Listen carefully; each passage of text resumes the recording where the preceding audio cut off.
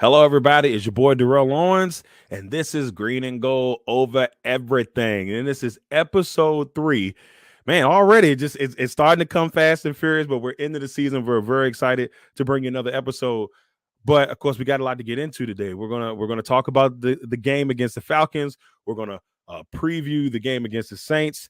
Talk about some of these injuries. The young receiving core looking pretty good. A lot of good things to talk about, but it's not so good things to talk about. I got my man Randell coming in, along with my man Damian Adams, who will help me preview the Saints. Well, let's go ahead and get into it, everybody. You know what time it is? It's Green and Gold over everything. Let's get it.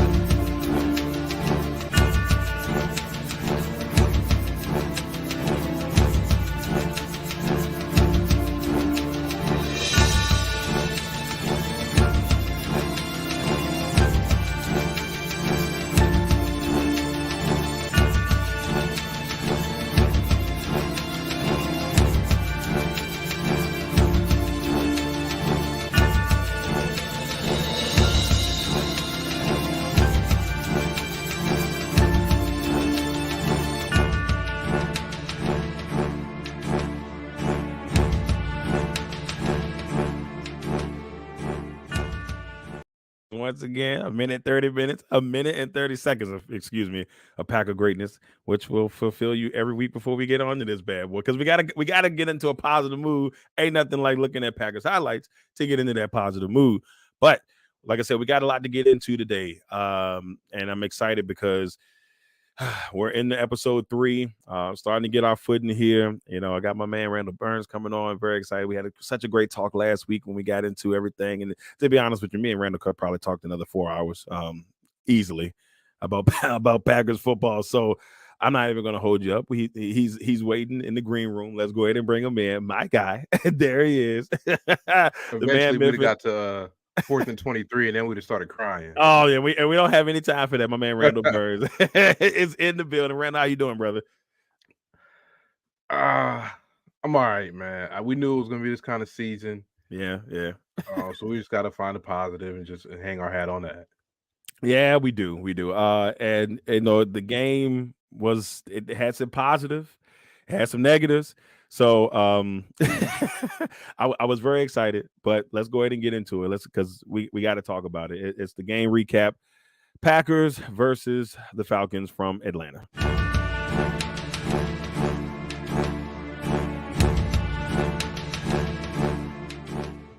Packers lose a tough one to the Falcons, 25-24. Now, for most people, if you had a chance to watch this game, you would say to yourself, wait a minute, the Packers lost that game? Or at least if you watched the first half.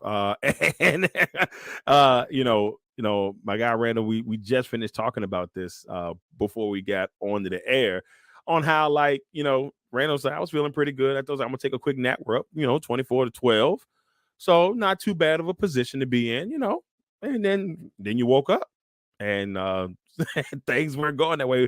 What were your thoughts overall before we dig deep? But what were your overall thoughts of the game, or at least how you were feeling it as the game was going along? Cautiously optimistic because the team is so young, and then no Watson, no Bakhtiari, Dobbs is on a pitch count, no Jones, probably the best player on the team, right? Or at least the most valuable player on the team. Most definitely. Then halftime you lose Jenkins. So all in all, you're like, man, we did pretty good. but it's the NFL. You got to finish. Next Exactly. man up, finish the job. Do your one. What's that? Do your 111. 11. Oh man! But like we said, we knew it was going to be like this. It was a very young team, and I was getting upset too because I watched the game and I try to stay on Twitter, and folks' love sucks. This person sucks. This person stink. And one lady, she tweeted out, she goes, "A lot of y'all must not have been around in 2008 because this is exactly what was going on." Right. She's like, "Yo, we finished 6-10. Don't forget that." And I'm like, "Oh yeah, this is what it's like to have a quarterback who sat on the bench Right. and a bunch of rookies and The- young dudes." And the advantage that Rodgers had was you was throwing to Jordy, Donald Driver, James Jones, Greg Jennings. Love doesn't have that. yeah. They call him the baby pack. The baby pack. And here's the thing, like he doesn't have that, but my heart, and I think you might feel the same way, potentially could have that. Oh But they're yeah. so young. And we saw a lot of good things from these receivers in this game. Especially now you look at it, Reed being the third guy on the depth chart, if I'm not mistaken. Yep. Wicks being number 4 on the depth chart. And those guys had those 3 touchdowns between those guys on Sunday. And so with that being said, I'm gonna go into the players of the game because that's why I brought their names up. But first, let's talk about Jaden Reed. Jaden Reed, 4 receptions, 37 yards, 2 touchdowns, and he has come out guns a-blazing even since the preseason. I felt really good about what I've seen from this young man. When I first said the pick, I was like, okay, we'll see, but what he's done, it's 5'9", 5'10", he gives you that. He played like he's 6'4". Yeah, he played like he's 6'4". He give you a Randell Cobb type of feel to an extent, with his size and his stature, but man, he's been tough, man. I mean, what have you thought about Reed so far? I love what I'm seeing from him, and it just keeps me extremely optimistic about this Packers team. You know what he reminds me of? He reminds me of the guy that could play for Georgia. Like a wide receiver that plays with the mentality of a linebacker is scary. And we got that. And I don't think we've ever had one of those before. And I've always wanted, like, I'd be looking at other teams like, when are we going to get one of those? Oh, we got one now. Yeah, this kid's that tough. Dude plays mean. He's as tough as they come. Yeah. I ain't trying to be funny. I mean, he came from Michigan State, so I don't know what Coach Mel Tucker was doing up there. Oh, God, you got to be mentally tough coaching under that guy. All right, that's a bad joke. I'm sorry, y'all. Anyway, but that man about to lose $80 million. About to lose 80. It's craziness. It's absolute craziness. But I love what I saw from Reed in this game, and Jordan definitely has like a comfort level with him. And to be honest, it feels like with all the young guys, and I think that's a positive thing. We talked last week about how we thought Good had did a really good job of the way it's set up now, to where it seems like their team is all going to have a chance to grow together. But they're playing so energetic and nice together right now. It's been really nice to see. No, I agree completely, and I'm really excited about this receiving core. Very excited about this receiving core. If we can get all these dudes on the field at the same time, it's going to be something special to see. Yeah. Really special to see. It's scary because, like, here's the thing: Dobbs didn't play his best game. He was on the pitch count for the most part. We have not seen Watson, which I'm glad they're taking their time to make sure he's healthy. Yeah, this is also giving the young guys experience. But my guy, the other offensive player of the game, my man Dontavian Wicks. I am a big Wicks fan. If those who are new to the podcast, I covered Wicks at Virginia. I'm based out of Virginia, and so I've got a chance to see him play at UVA when him and Brennan Armstrong were rocking magic. And just to see him out there, even though he only had 2 receptions, there's still something about it. That when he broke loose and got that touchdown, I'm telling you, just give him some time. They got him in the 5th round. I thought it was a steal. I was like, man, this man had an amazing junior season. Tough year his senior year, but I love what I saw from Wicks. It just made me smile because I'm like, okay, yeah. I like what I see. So I had sent you the other day, Jacob Morley, he writes a draft guide of guys he thinks the Packers should pick. Also, he called the Love pick a month before it happened. But when he was writing his draft guide, he felt that Wicks was a 3rd-round pick. And he said, look, man, this dude is a route running technician. And we've seen it. Yeah. And it's going to be, like I said, it's going to be scary when you get all these guys on the field healthy, the O-line healthy. He's going to be a star. Like, that's what I love. I love receivers that just run nice, crisp routes, can run the whole route tree, and he can do it. Yeah, he did, like I said, he did it at Virginia, and I got a chance to see it weekly, especially that year they were just going off. And there was high praise about him after that year. They thought that he may go higher than that, maybe 2nd round. And then obviously that bad year. But like I said, that was just, I don't know what was going on. Maybe it was just in the new regime, new organization at UVA at the time. But Wicks has been, I knew it. As soon as I saw the draft pick, I said, yes, because I knew what he could do. Especially if he gets the right training. And I love what I've seen from him so far, man. I'm really excited about him. Yeah, me too, man. We complain about like no 1st-round receivers. I'm looking at that position the same way people look at running back. You can find these guys because you start going through the list of these guys who've gotten picked in the 1st round the past few years. They're not exactly panning out. Look at Rhaegar's not good. I mean, the Rams got a guy out here leading the league in receptions. My man name is what was it? Puka Nakar. Puka Nakar out here getting it in. 25 receptions right off the bat. And so, you can find those gems. And we've always been able to do that. Yeah. The Packers have always been able to find that gem in the rough and the receiver position. We can just name them. I mean, you can go back as far. I mean, the Walkers, the Robert Brooks. I mean, the Antonio Freeman's. They go to other teams and maybe not so hot, or they had some decent, all right crew. But when they were in Green Bay, they were stellar. And you can say the quarterbacks were part of that, but hey, it worked. Yeah, and I think that's something that's taken consideration. And it reminds me of the Patriots. They will find guys off other people's rosters. They get into that system and they excel, and then they leave and they're not the same person. And that we're very similar in that same manner. You think about how many guys have left New England and they just look like a completely different player, but when they're there, they're all pros, they're Pro Bowlers. So as long as they work for us, as long as they get where we need to be, that's all that matters. We know we're not bringing these guys for $70 million, and it's not this crazy free agent destination. But as long as you solidify those key positions, you have the guy at quarterback, you have a solid offensive line, you can plug in, play those other pieces, and we tend to do that very well.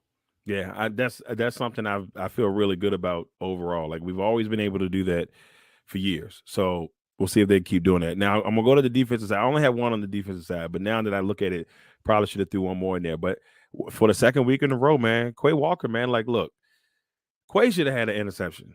That thing hit him in the chest, and I know he was probably extremely disappointed because that would have been 2 weeks, 2 picks. But I have seen a development in Walker that I really like. He led the league in tackles this week with the 17 that he had, 8 solo, and the 1 quarterback. It should be a pick up there as well.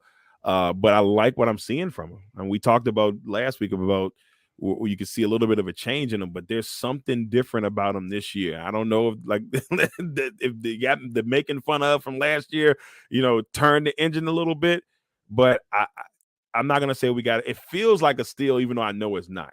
It just feels like you got somebody who can really be special as he continues to grow.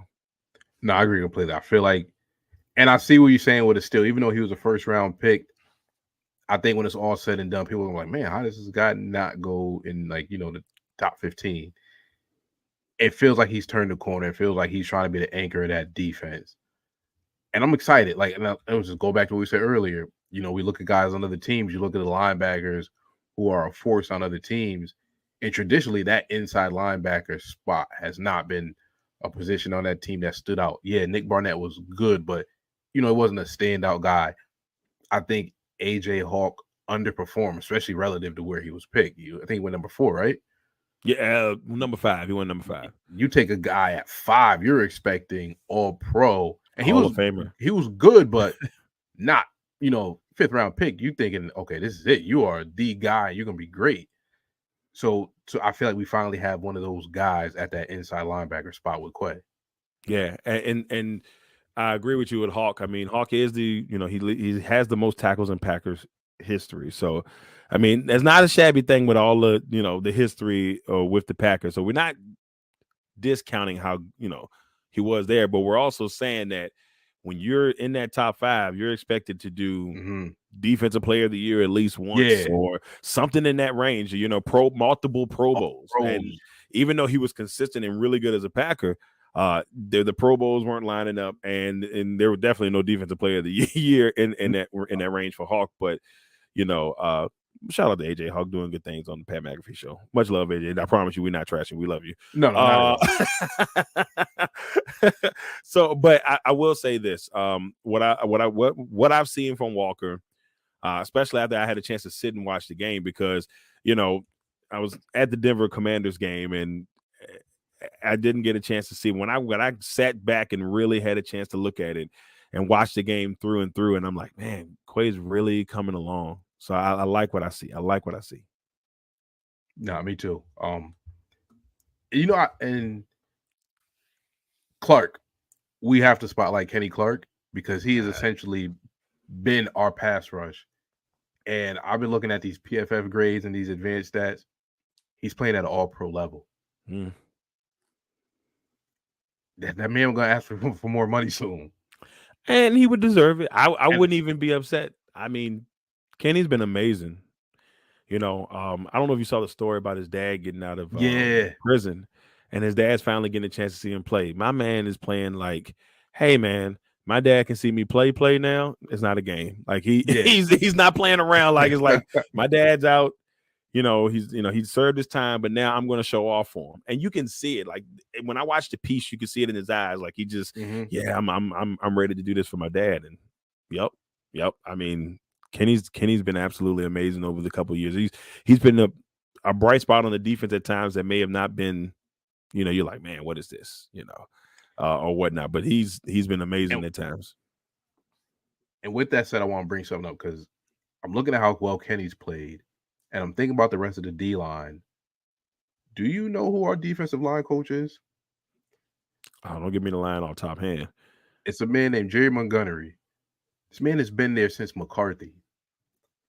And I started thinking to myself, who has he developed? I'm thinking about the Dean Lowrys, the Jaron Reeds, and all these various defensive linemen that have come through this Packer organization. I can't give him credit for Kenny because it looked like that man just did it on his own. Right. Gary's considered a linebacker, so you're not his position coach. I don't know if this man got pictures of Mark Murphy that are compromising. It gotta be, my man. But if you've been here since McCarthy, the only other person who's here that was here from McCarthy's time is Tom Clements, and that's only because they brought him back last year because Aaron wanted him, and then he decided to stick around to help Jordan. Brother, you might have to go. I don't like to see brothers get fired. I'm not, but you gotta show your work. Hey man, like I said, I'm not gonna lie, that was surprising to me. I didn't realize that he had been there that long, or had been there since the McCarthy era. I mean, that was what, 5 years ago at least. I think they said this is LaFleur's. This is LaFleur's 4th year. Yeah, and I'm like, how are you still here? I mean, but that's how people feel about Joe Barry. I mean, but that's how people feel about Joe Barry. Like at times, like Joe's still doing this. All right, cool. Now I will say this. Another thing I watched on the tape that kind of hurt my feelings as I was like watching it. We talked about Quay missing on a pick, but Jair missed on a pick too. That would have been a pick 6. I saw this thing. I said, "Oh man, he had it in his." And that one, I watched it and I said, "Ooh." And you could tell Jair's face. He was like, "No, man, no." You know what else he missed on? That man didn't want to play no run defense, and he got an answer for that because I'm watching him throughout the game, and I'm like, "Oh, you don't want to tackle today." Mike McKenzie would be so upset with. Bring back Packer cornerbacks that tackle. My man trying to stay healthy, man. He's just like, I'm just going to try to stay on the field. Where is Al Harris? Oh, my God. He tried to stay on the field, man. Al Harris coaching Dallas, man. He the cornerback coach for the Cowboys. That he need to come home. Yeah, well, you good luck trying to get him home. Maybe he can become be the defensive coordinator. I mean, Dallas has got a really good defense right now. Who knows? Who knows? But before we get into anything else, watching that fourth quarter collapse per se. Up 24-12, and you didn't get beat by touchdowns. Defense did a pretty good job of, I would say, at least holding them to field goals. Mm-hmm. And then the offense just didn't show up. AJ Dillon.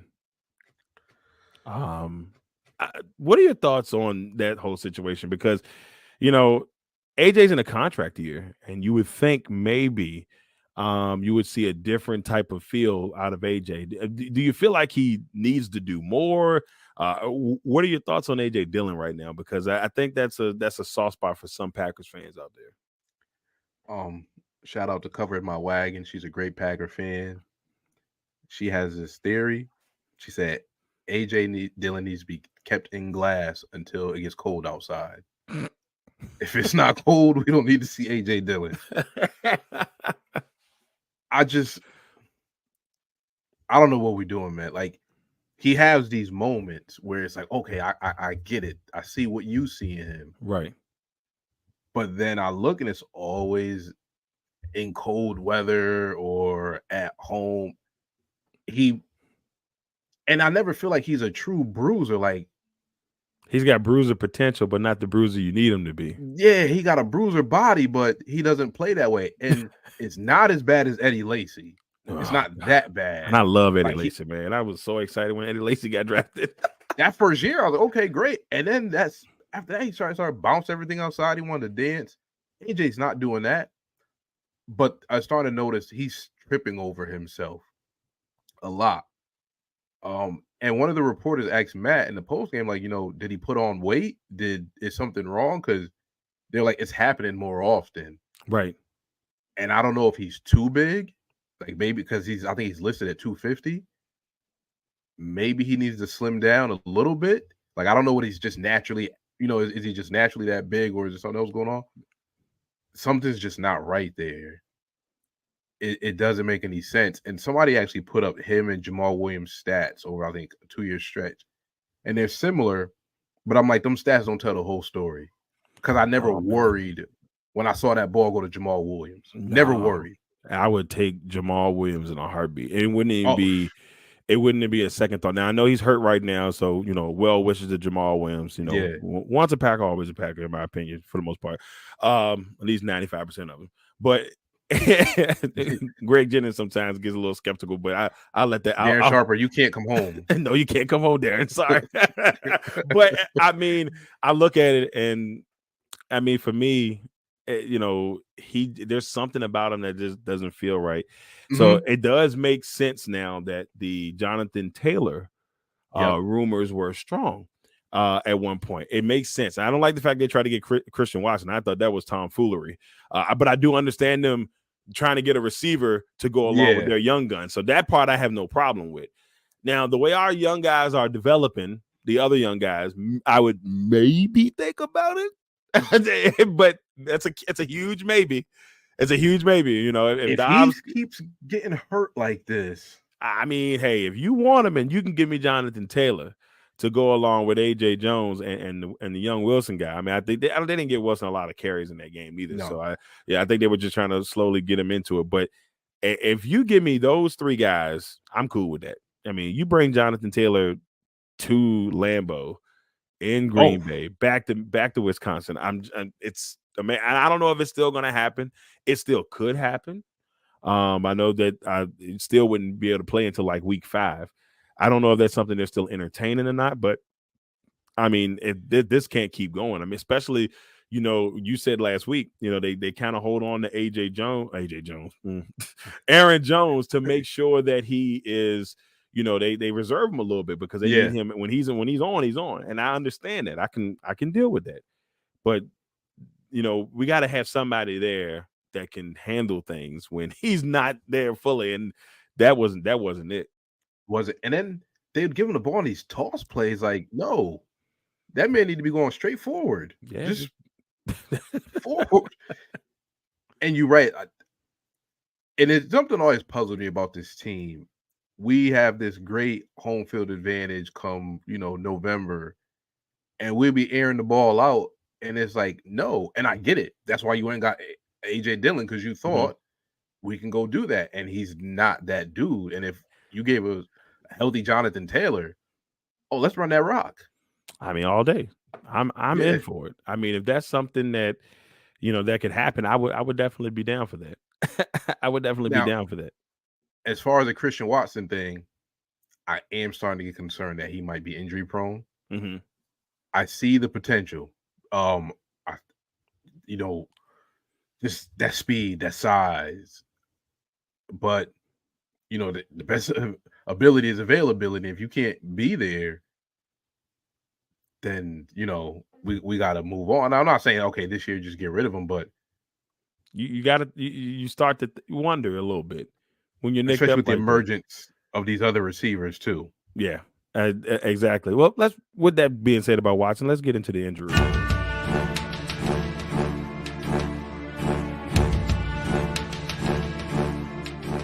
Speaking on Watson, I wanted to continue that conversation. Watson has shown glimpses of you're like, man, when he's healthy, he's looking really good. But that's the problem. Like we had we had saw last year where he was, missing a lot of the games, but in that second half, we saw how great he was in the second half of the season with 7 touchdowns, just killing it. But I don't want Watson to get to a situation where you have to kind of do the same thing with Watson that you're doing with Aaron Jones. That's the part that I get a little bit worried about seeing that. I mean, but with Watson, I mean, do you think? I mean, it's still early because it's year 2. I mean, do you think that he figures it out, because his hamstring has been definitely bothering him for the last 2 years? I mean, where do you see that in your eyes, like the whole Watson situation in general? It's tough because I do know that we have one of the most cautious training staffs in the league. And I've even heard Matt LaFleur say, like, look, other teams, maybe they would let guys play. The Packers and the Tories just, hey, man, if we have a feeling this might be something worse, just sit down and we'll talk to you in a week or two. I don't know, man. Like, do hamstrings just magically start, getting better? Yeah. The other thing that kind of makes me think maybe this is a league issue, because I'm seeing a lot of dudes show up on injury reports with hamstring issues.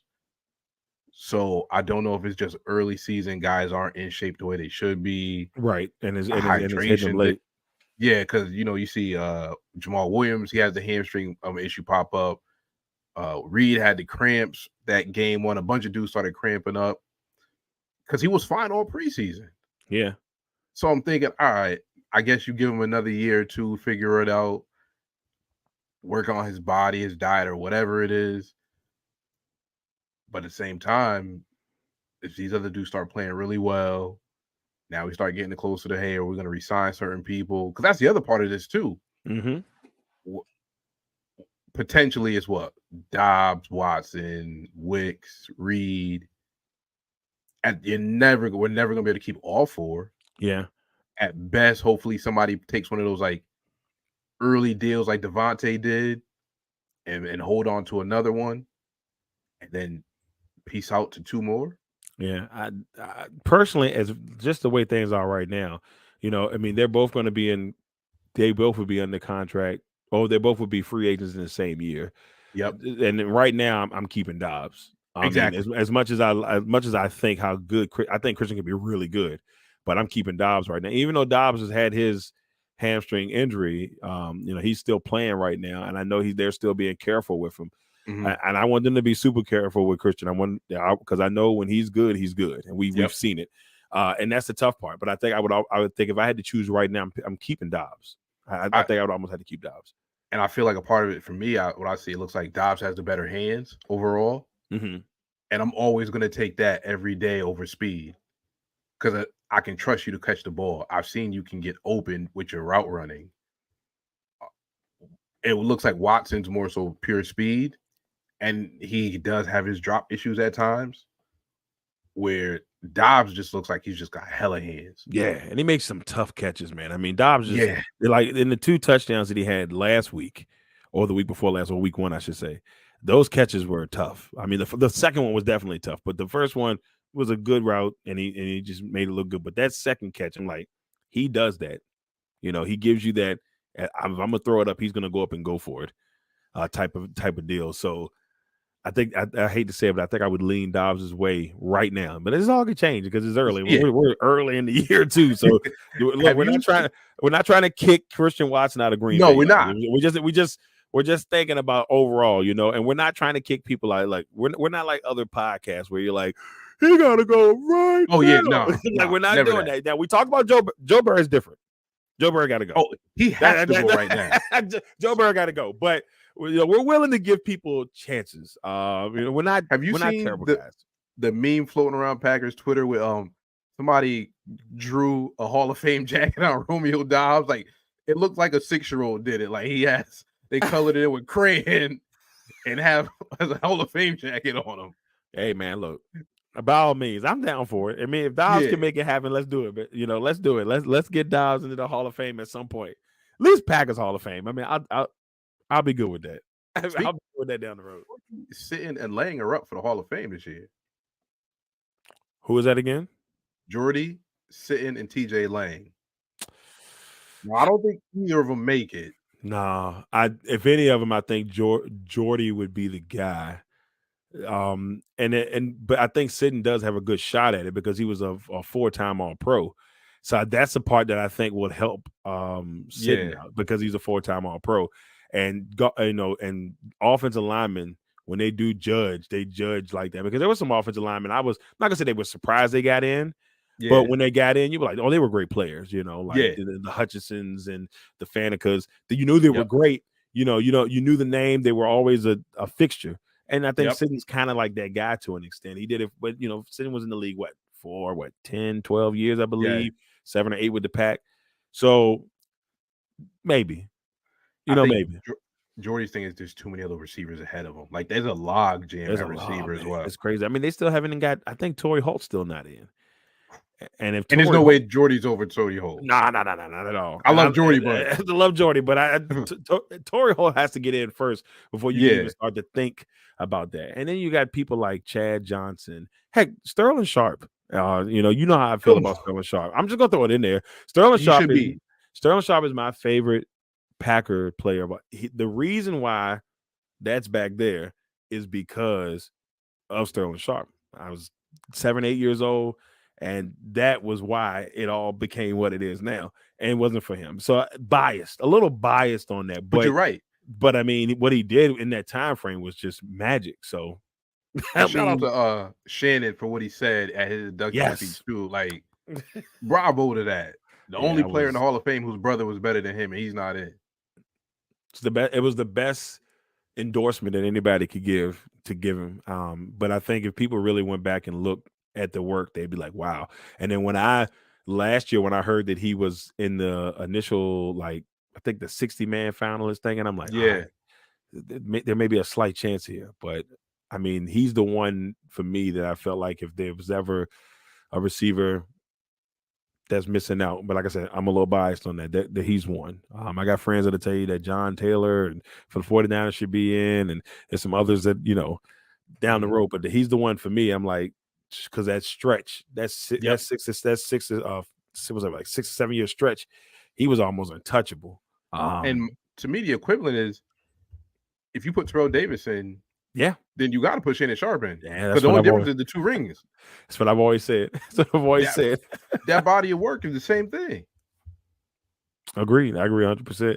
All right, so I know we got off a little bit, y'all, but I took us off track. No, it's okay. It's okay. I mean, it's good off track. I promise you, I'm not even mad. We're in there. But so the other injuries we had Aaron Jones that was out, and Jones is still kind of a thing. We'll wait to see if they decide to let him go this week against the Saints.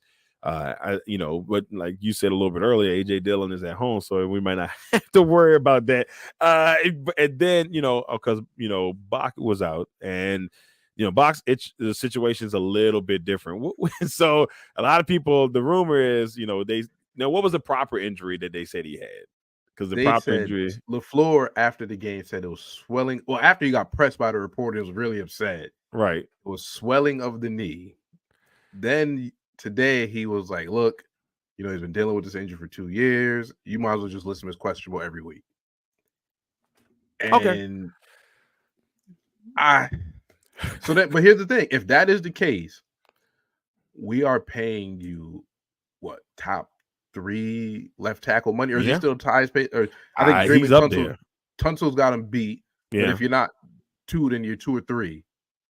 So you can play maybe 7 games a year. Yeah. See, 9 if you're that's still insane. lucky. But I mean, we all know my man still hurt that Aaron Rodgers went down. So Then you know what? Give us the one that it should have been, and you can have it. And that's the case, right?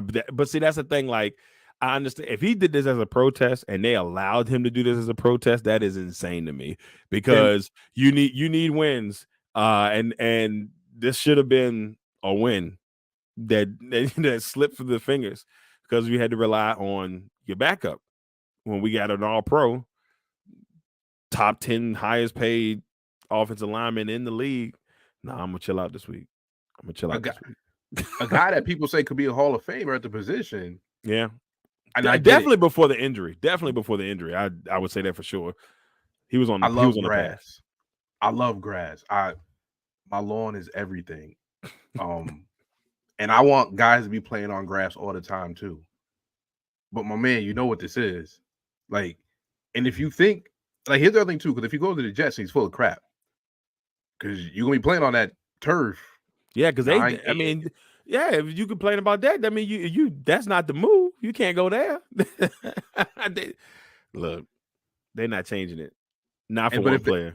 If they allowed him to just sit out of a protest, then we have an issue. That's when you gotta look at Goot like, you doing your job, man. That's a big issue. If that's the real case, then that's a big issue. I know that's the rumor, but it just doesn't make sense that he complains about it. He was fine last week, the week before last, and all of a sudden, wait a minute, nah. It's something about it, and the question was brought up because you said, Atlanta has that type of turf, and it was like, oh, okay, yeah. So that means when they play Detroit, not gonna play in Detroit.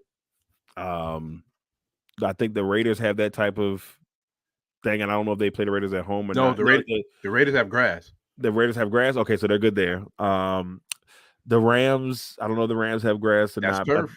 That's turf. Okay, so and then they got the Chargers. So they got one of those at home and one of them at the road. I don't know which one is which, but they still have to go to LA. So if that's the case, then you're just going to be missing games like for that. I hope not. I hope that's not the case. Jenkins, I guess you're going back to left tackle. Yeah, I'm about to say. And well, speaking of Jenkins, it was an MCL sprain.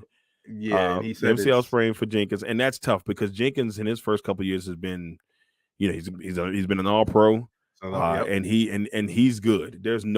He got paid. He deserved to get paid. I'm not taking anything from him. We need him healthy, and if he's not healthy, then it's a really rough deal. That's the one thing the Packers do have. As they've always been able to work things out at the offensive line position. Their depth is always usually pretty good. But that Jenkins injury hurts, especially if Bach is out because I'm not playing on turf today. I mean, if he's out for that reason, that's tough. And that one hurts. Tore his Achilles, so I'm not playing on this. Like, come on, like, man, I can't believe it.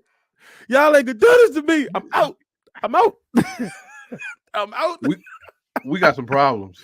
Yeah, they got some big problems if that's the case. And I'm hoping that wasn't the case, but I guess we'll see.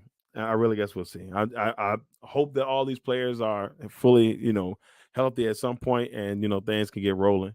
Before we talk about the Saints game and before we talk about the Saints game and get your prediction on the Saints game and where you think that one will go, what are your final thoughts on this Falcons contest? Because, just in general, what are your overall? You've had a chance to check the tape out a couple times and look at it.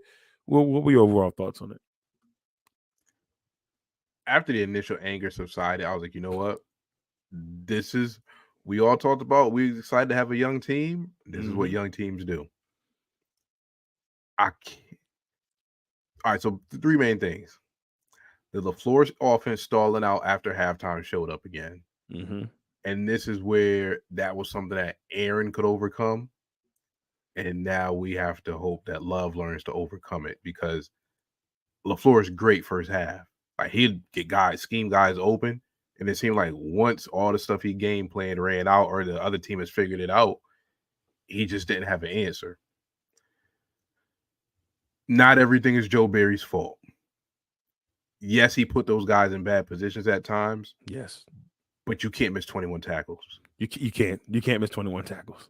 That's the a other bad thing deal. is there's a little too much freelancing going on out there, because when Gary missed the tackle on Ritter, when Ritter ran, you see Rasul yell at him because Gary's focus I guess Gary's assignment was something else.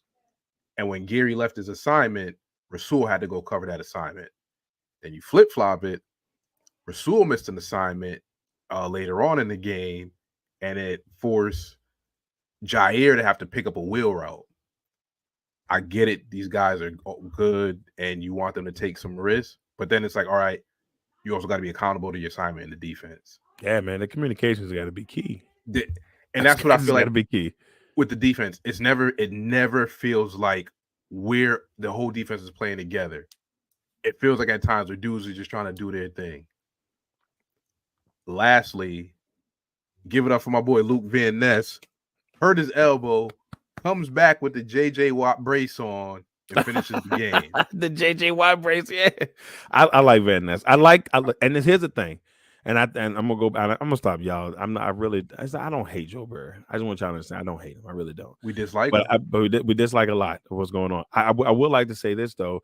I feel like if you get the right defensive coordinator in to mesh all this talent together the right way, we don't have these problems. I mean, your leadership is still important on that end. If you're having communication problems on your defense and they're missing assignments, if you have the right person in there to fix it, it can get better. I'll give you a prime example of that. And yes, Packers fans, don't get upset with me when I say I know this, what you're about to say. Yeah, I cover the Washington Commanders.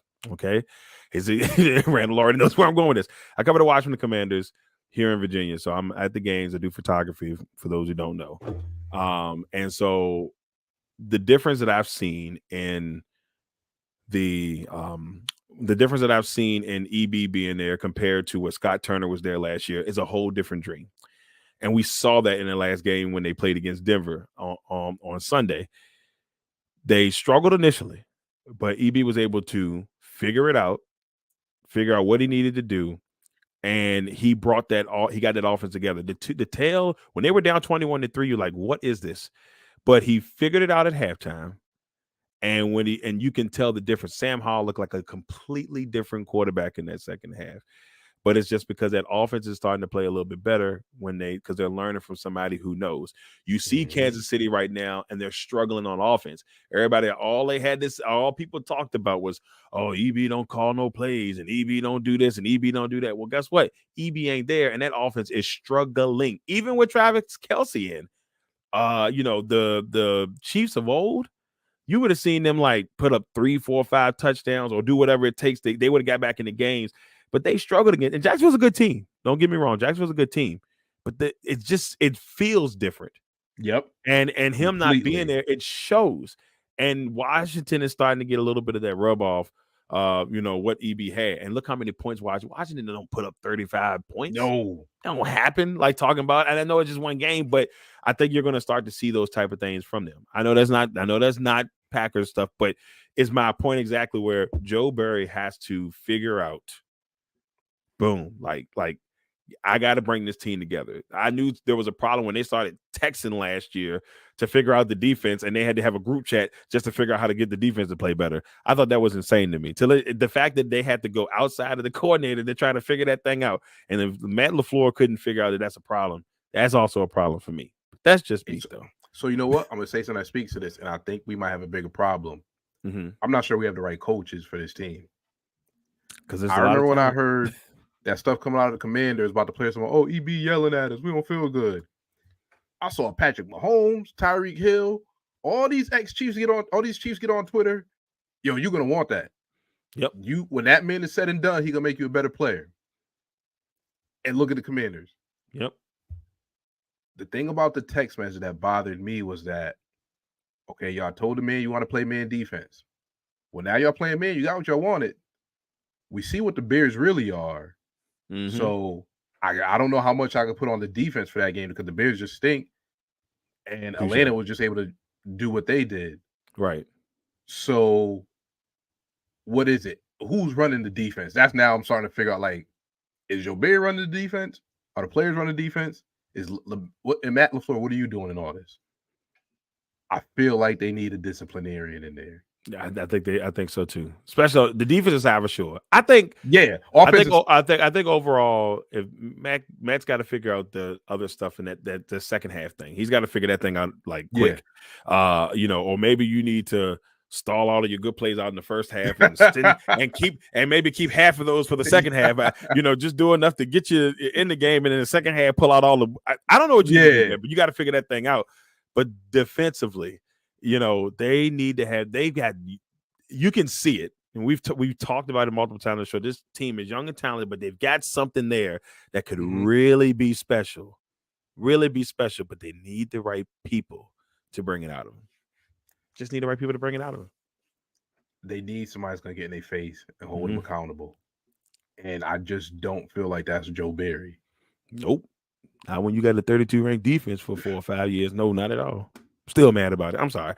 All right. So I know we went a little long, but like I said, me and Randell we'll go all day. We'll go all day. All right. So we're gonna finish this part up, and we're gonna bring my man Damian Adams on of The Real Deal with Damian Adams, Saints insider, knows a lot of good stuff about the Saints, knows the Saints inside and out. So it's going to be really fun to see what his 3 keys to a Saints victory would look like. And of course, I'll give you the 3 keys of what the Packers victory needs to look like. They listened to me last week. They might have won this week. Anyway, but I mean, I'm just saying, before we move on from that, Randell, what is your I guess, your prediction going into Sunday's matchup? First game at Lambeau for the year.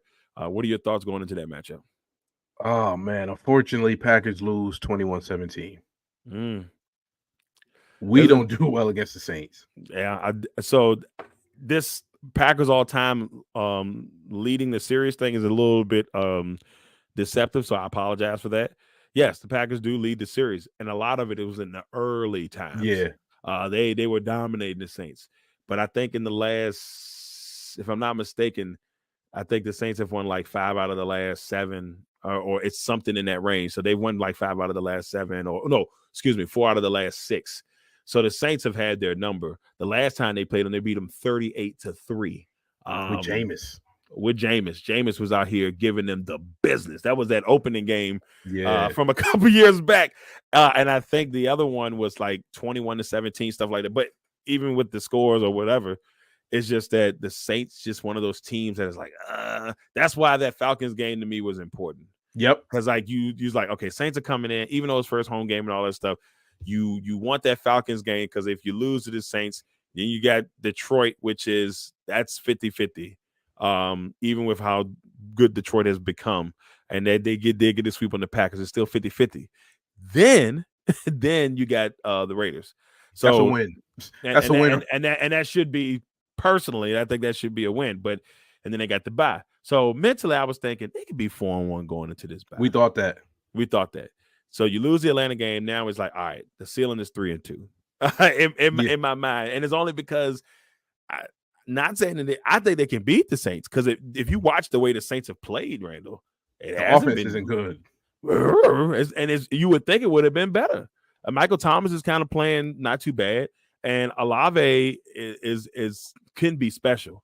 But if you look at it and say, wait a minute, why is this offense looking so stale? Probably because you got Dennis Allen as your head coach. But I digress.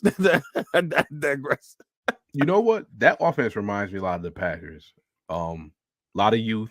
Michael Thomas isn't young, but he's also not that dude that he was 3-4 years ago. I mean, you push him to the side. Kamara's not playing, so I don't even look at him. It's a lot of youth at the wide receiver. They had a good running back, a bruising running back running yesterday. We know what Derek Carr is at this point. steady game manager. He's gonna give one away every now and then, but that defense is a problem. That defense and that man, I can't stand Demario Davis in a good way though. Like you just it's nothing. It's no hate. It's not real. No hate. It's just like man, I see. That's the type of linebacker that give us problems. And Tyrann Mathieu, he's not the dude he was a couple years ago, but he's still good. He's still good enough and veteran that he can give a Love some problems. And this is where I would say, okay, if Dylan is doing what he's supposed to do, run straight. Jones is there. Watson is there. If we had the full complement, everybody's healthy, I give us a better shot. I just don't expect it. I just don't expect it. I understand. For me, and I'll kind of get, we'll get a little bit more into the depth with Damian, but only thing I will say is this: the only thing I feel like is on the Packers side here is that they're at home, and the energy is going to be amazing. They've been on the road the first 2 games. The energy is going to be great. I think the Packers Nation is going to be ready for Jordan Love first home game, and I think that could will them, especially the way the Saints have been playing. Mm-hmm. But it's still the Saints. If this was in New Orleans, I'm telling you right now, I would not have any confidence whatsoever, because it's just the way things have been the last couple of years. I'm like, nah, this ain't it. I think, just something could happen there, but we'll see. We'll see. Randell, man, once again, brother, thank you for coming on. Anything you want to say? Anything you want to say to the Packers Nation before we, before you roll out? Ryan Gutekunst, if you're listening, please go sign Kareem Hunt. Just it might be too late. I think he went the Browns to are on it. Right? Oh man. Yeah, the Browns are on it. They lost Chubb. It was like, look, and we need him. I saw they brought in 4 running backs for a workout, and they were like, one was from UMass, one was from Kentucky, and I'm like, I didn't even hear about these dudes in college. Man, you better go get Leonard Fournette. Leonard Fournette is out there. Look, Leonard's out there. Go get Leonard. This ain't the time to be cheap. I mean, look, that ain't the time to be cheap. We said it was going to be like this. This is going to be one of them years. Right. We got to take our time and just watch. It just don't feel good when you're going through it. Touche. But we knew it. We knew it. All right, everybody. It's my man Randell Burns. We're going to go ahead and get to the game preview.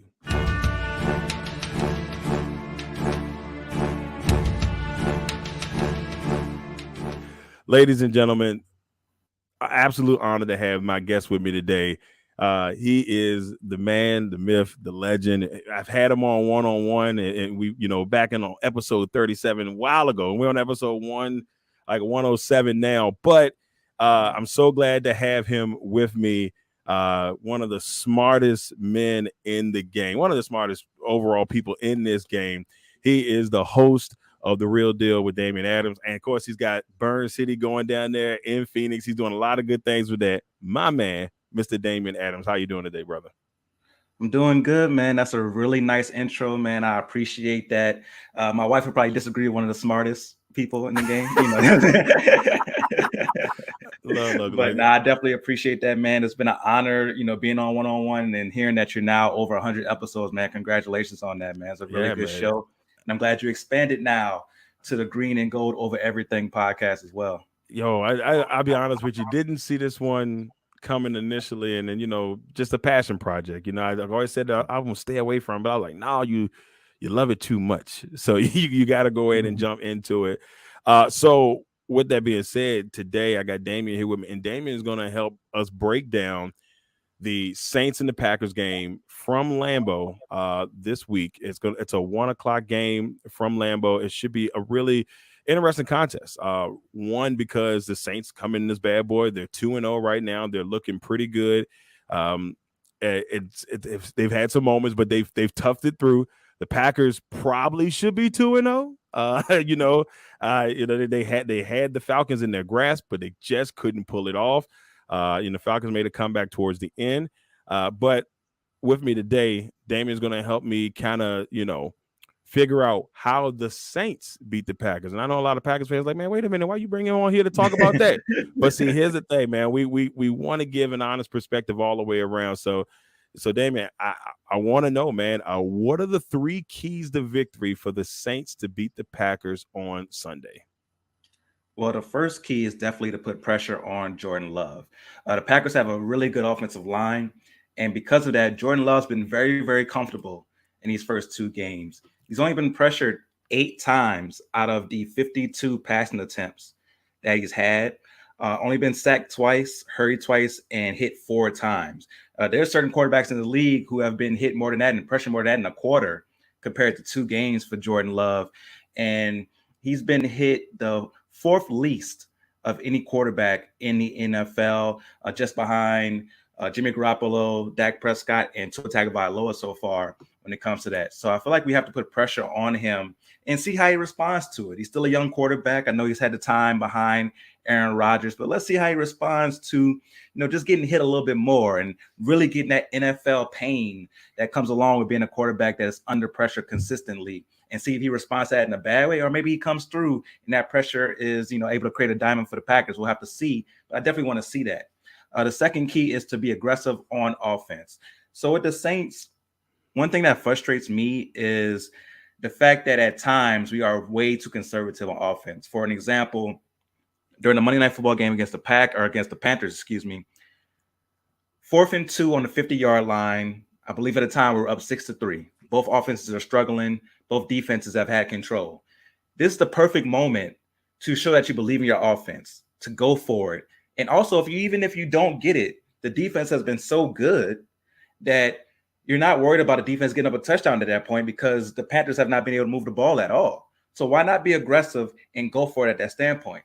And also, when I say be aggressive, go down the field. When you're able to go down the field, that's when the Saints have had success this year. You look at the highlights of the Saints, you see Derek Carr, one video they put on Instagram, all over social media, was him calling for a deep route to Shaheed, one of our wide receivers that's really, really fast. And he's like, hey, give me one more chance on this deep route. Give me one more chance on this go route. And they give it to him. We hit it, and we put the Tennessee Titans away with that play. Last game, Chris Olave made a crazy one-handed tip to himself type catch on a deep route. And I feel like we don't do that enough. A lot of the game is us throwing hitches, quick outs, very short passes that takes a long time to get down the field. And you're more susceptible to mistakes if you're having these drives that are 12, 14, 15 plays long. Let's get a few drives where we're hitting it and we're 4 or 5 plays and we're getting a touchdown. And because you're matriculating the ball down the field so slowly, you have to settle for more field goals. So I feel like that's a big thing, is being aggressive on offense. And to be aggressive, you have to protect Derek Carr.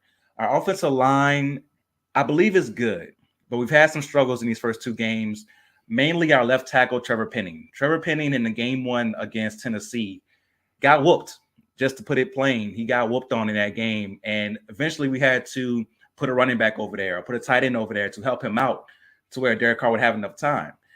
So for protecting Derek Carr, maybe earlier in the game, we start with having an extra running back or an extra tight end on that side to help Trevor Penning, to make sure that he's not getting beat, just consistently getting beat on that side of the ball where Derek Carr has time. He's not looking over his shoulder also, because once you get hit 3, 4, or 5 times from the same side, especially if it's your blind side, now it's in your head. Now you're no longer thinking about who's open, the route concept. You're thinking about, do I have enough time? Your eyes are down at your offensive line instead of going downfield. So if my 3 keys, get pressure on Jordan Love because he's been way too comfortable these first 2 games. Secondly, be aggressive. Be aggressive. Don't be too conservative on offense. And to be aggressive, we have to protect Derek Carr. So I'm listening to exactly what you're saying, and I feel you 100% on what you're saying. Now, yes, I will say that this is one thing I said last week with the preview of the Falcons game. I said that the biggest key for the Packers, one of the biggest keys, was continuing to keep Jordan Love upright, which they've done. And as you so eloquently put, that's exactly what they've been able to do. And they, in my opinion, they're going to have to continue to do that. But that is going to be one key I do definitely see if they want to, to put that pressure on the Packers. That'll be the time for them to try to make that thing happen. I'm not going to lie to you. I thought this Saints team would be lighting it up. I felt really confident about this. Now, Damian, this might be the first time you heard it. A lot of people have given me a lot of flack for this, and you might not even want me to say it out loud, but I'm going to say it. At the beginning of the season, on my one-on-ones, I had the Saints in the top 10, 1, in my power rankings. And people was like, what are you doing? I said, look, I don't know what it is yet. I just have a vibe that at some point this season they're going to click. And when they do, I think they're going to go to the Super Bowl. People did not like that. People didn't like that. But I told them, I said, it felt like it was, Carr's year to probably, redemption story, kind of get things rolling. And so it's been a little bit, rough so far, but they were my pick to go to the Super Bowl. Obviously my pick would be, but my professional pick, I went with the Saints. I just felt like they would find a way with that defense. If they get the offense going, Michael Thomas stays healthy, things could get they could be really good. And so I thought they would be the representatives in the NFC for the Super Bowl. So I don't know how much you want to hear that. People think that's a jinx, but that's what I felt. Yes, like you got to protect Derek Carr. I think in the end, you brought him in here to be that next guy to get the Saints back to the next level. So I agree with you 1,000% on that. Yeah, I appreciate that. And that pick of the Saints going to Super Bowl isn't crazy, right? Because going into the year, a lot of people would think that the NFC South would be really bad. Turns out, it may not be as bad as we thought it was. We got 3 teams that are 2-0 right now. Exactly. So, I was thinking that. Yeah. So it might not be as bad as people thought it was going to be. But going into the year, you're thinking the Saints most likely are going to win this division, right? And we have a defense that the second half of last year was number 1 in the league from week 9 on. And that's continued so far this year. The defense has been amazing in these first 2 games. So you're imagining Derek Carr with Michael Thomas finally being healthy, Chris Olave, who looks like one of the best young receivers in the league. I just mentioned Rashid Shaheed, who is emerging as a very good weapon as well. And you think about that along with Taysom Hill, who continues to be this secret weapon for us, and getting Kamara back. Unfortunately, not against you guys, but the following week in week 4, we'll be getting Kamara back. So the offense has weapons. Woo. Yeah, the offense has all the weapons in the world. The defense is still very good. And we had the easiest schedule coming into this year in the NFL. So everything is set up for the Saints to do well. So hopefully the offense gets to clicking. And if it does, that's when the Saints could be dangerous. Yeah, so my thing is I've picked up Kamara. I drafted Kamara kind of early in all my leagues. People were like, what are you doing? Like, he's suspended for to play the rest of the season. And when he comes back, I just had to hold off for 3 weeks. So I'm itching. I'm glad it's after the Packers game. But I'm itching for him to come back. Cannot wait to get him back into the fantasy lineup. So let's talk about the Packers. Let's go in here and find out what the Packers need to do to beat the Saints on Sunday. So big thing for me, continue to feed the young receiving core. This receiving core has been extremely impressive, in my opinion, to start off. We've seen Dobbs in his second year in that first game. He gets 2 touchdowns, giving Jordan Love that comfort. If you look at that receiving core, they are extreme. There's no receiver on that team that's been in the league more than 2 years. And so in this game against the Falcons, you saw 2 of their young guns, their 3rd round pick and Jaden Reed come out there and get 2 touchdowns, who's been really nice surprise early for the Packers in the season. And then you see Dontavian Wicks, and y'all know how much I talk about Wicks, and because he went to UVA, and I got a chance to see him for a couple of years, and I knew what type of route runner he was. I knew what type of player he was, and both of those guys stepped up big when Dobbs was on the pitch count last week, and they were kind of like conserving him a little bit. No Jones, no Bakhtiari, no Jenkins, your core, pretty much your core of your offense. Half of that is not there. And the 2 young guns and Reed and Wicks stepped up, made some big things. Continue to feed those guys. Continue to give them confidence. I think that's one key. Number 2, A.J. Dillon must be better. When you don't have Aaron Jones, who's dealing with hamstring issues, who knows we're not 100% if he'll be back for Sunday. But Dillon hasn't been what we thought he was going to be, 1. But 2, in a contract year, you would think Dillon would be really trying to make that push because he's going to want to get that next contract. And it's already hard enough for running backs. So A.J. Dillon must be better, especially against a stud Saints defense. And then last for me, tackle better. I mean, that Falcons game in the second half, in the 3rd and 4th quarter, 26 missed tackles. 26 missed tackles. And don't get me wrong, Bijan Robinson is a monster. I'm not going to sit here and act like Robinson and Algier and those guys are not good pieces down there for Atlanta. And then they haven't even got Cordell Patterson back. So they've got the pieces there. But the problem is you got to tackle. You just got to tackle. And going back and watching that game after I came back from the Commanders game, I said, what is this? And so that's how I felt watching all of those missed tackles. And you can't do that against a team that have talent, at their receiver position with Thomas and Olave. Is Miller back yet? Is Miller back yet for you guys? Yeah, so they're saying that Kendrick Miller will be back this week, which you definitely need him because Jamal Williams is out. Right. So we definitely need him this week. Don't want that problem as well. So those are my keys. I don't know how you feel about. What do you think about that, Damian? No, I think your keys are definitely on point. The tackling, we don't have anybody who's like Bijan Robinson. So you guys probably have a better opportunity when it comes to tackling our guys. Because like you said, Kamara's not there. Kamara's our missed tackle guy, and he's not there this week. And being a Saints fan, I'm not looking forward to our guys trying to tackle Bijan Robinson twice this year, as we got to play him twice in our division. So definitely not looking forward to that. I understand why you guys had problems with that one play that it keeps showing on social media where he made the 2 cuts and then like nasty. Brutal. Yeah, it was disrespectful. It was disrespectful to be honest with you. I was like, what is going on here? Craziness. So I definitely agree with the keys that you put up there. And with AJ Dillon, do you think that the offensive line is doing a good job of run blocking? They did a great job pass blocking, which we talked about, but are they doing a good job opening the holes for AJ Dillon? See, and that may be also part of it. But I think another thing that hurt him, obviously, no Jenkins, no Bakhtiari. And you got your 2 All-Pros not there. So it could be that. I'm not going to sit there and act like Jenkins is, when he's not there. And the second half is when Jenkins went out. So that is part of it. So I won't take that away. But I think they also have to find the ways that, if Aaron Jones is not going to be there, they got to find ways because he can catch the ball at the backfield. He's not as elusive as Aaron Jones, but he can do some of those things. And so they've got to find a way to get him more involved because, to be honest with you, he is the most veteran offensive piece if Aaron Jones is not there. Both of your tight ends are rookies. Your receiving core no longer than 2 years. And this is Dillon's 4th season. This is Dillon's 4th season. So that's the thing for me. Is just like they've got to find a way to get him involved. But I agree with you. That offensive line, if they can't figure things out, it's going to be a little bit rough. It's going to be a little bit rough. Gotcha. Yeah, so there it is, ladies and gentlemen. Saints-Packers preview. My man, I'm so glad to be able to have him on here. We're going to be doing this throughout the season. We're going to be bringing on different opinions here to talk about the different teams as they come in here.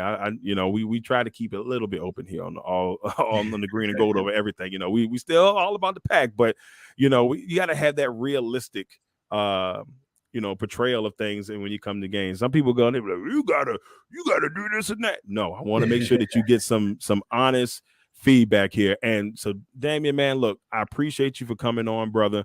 Why don't you let everybody know about your stuff, man? Because Damian's got a lot of good stuff going on. Why don't you tell everybody what you got going on? Well, thank you again for having me on, man. I truly, truly appreciate it. It's always a pleasure to do something with you, man, because it's always good content. So I appreciate that. My podcast is called The Real Deal with Damian Adams.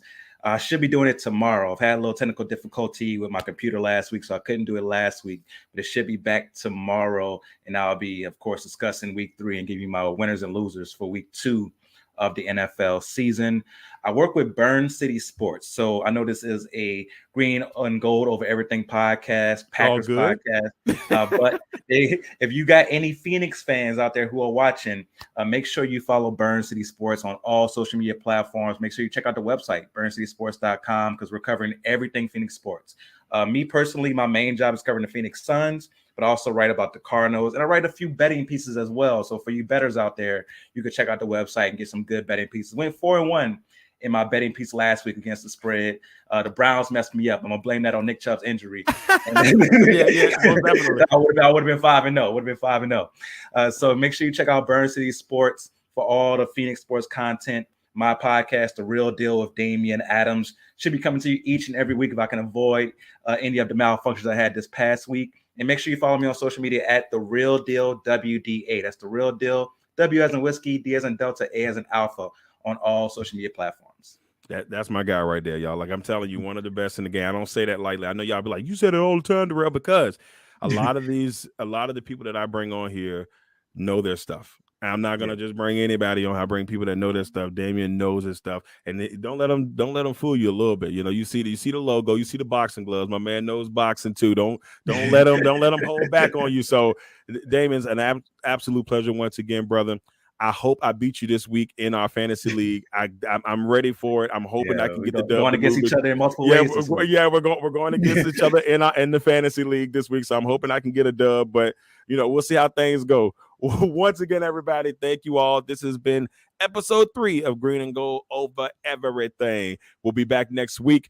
Of course, we're going to recap the Saints game, and we're going to get you ready for the Detroit Lions. My man Victor Harrell on the Legacy Maker Sports Network, avid Lions supporter, will come on and bring you all the information about the Detroit Lions. Until next time.